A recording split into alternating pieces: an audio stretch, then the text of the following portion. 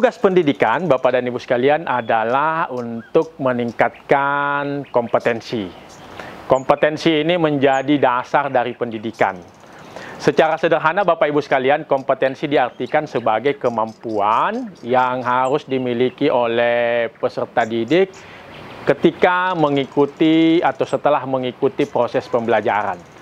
Nah, untuk meningkatkan kompetensi peserta didik ini, Bapak dan Ibu sekalian yang berbahagia harus memastikan, memahami bahwa kompetensi ini ditingkatkan dengan pemahaman terhadap 3 pilar untuk meningkatkan kompetensi. Yang pertama, Bapak Ibu sekalian, pilar yang pertama disebut dengan knowledge atau pengetahuan.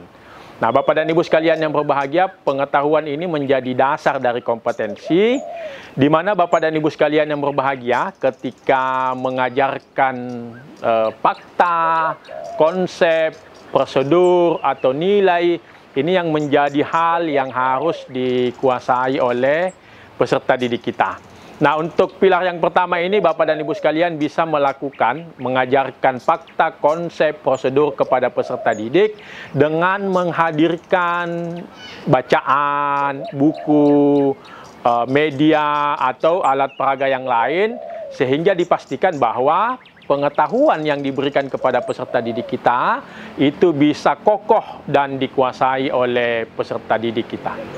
Pilar yang kedua, yakni thinking atau kemampuan berpikir peserta didik.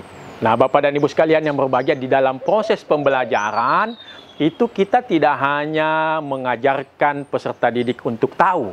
Lebih dari itu, Bapak dan Ibu sekalian, peserta didik ini harus bisa memikirkan apa yang telah dipelajari atau pengetahuan yang telah didapatkan dalam proses pembelajaran itu.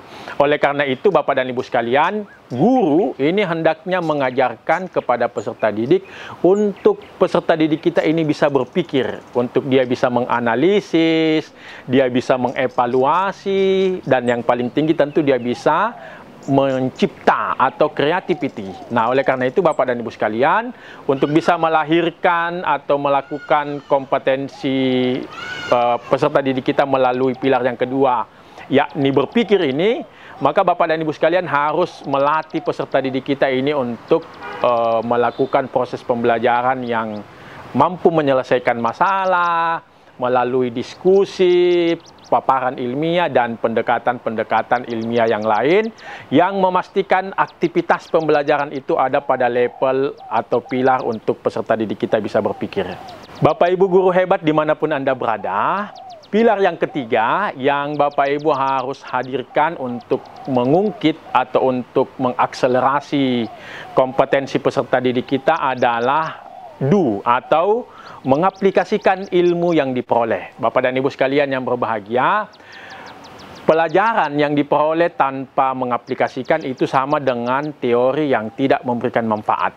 Oleh karena itu, Bapak dan Ibu sekalian, aktivitas pembelajaran kita ini harus sampai pada level untuk peserta didik kita ini bisa melakukan, dia bisa mengimplementasikan apa yang dipelajari, terutama pada aktivitas-aktivitas yang berkaitan dengan kehidupan peserta didik, sehingga peserta didik kita bisa merasakan, bisa mendapatkan manfaat dari apa yang dipelajari. Oleh karena itu, Bapak dan Ibu sekalian, di dalam melakukan proses pembelajaran, Bapak Ibu hendaknya memberikan ruang atau kesempatan ke peserta didik untuk melakukan proyek misalnya, atau untuk melakukan kerja nyata, kerja lapangan, atau aktivitas-aktivitas yang menunjukkan peserta didik kita itu mengimplementasikan, melakukan, mengerjakan apa yang diperoleh dari ruang kelas yang telah kita lakukan.